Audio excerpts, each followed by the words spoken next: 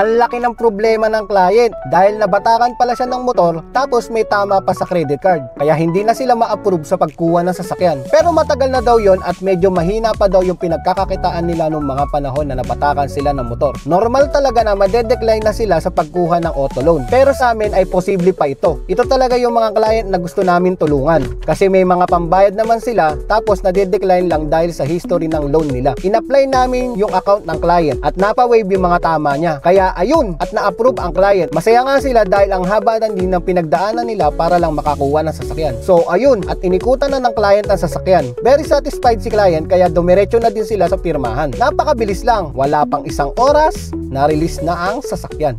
Good day mga ka-jackpot! Ako nga pala si Kevin, Sales Manager ng Cars Aras Auto Trading. Kung naghahanap ka ng sariwa at affordable na unit, kumontak lang sa number ko or sa aking Facebook account.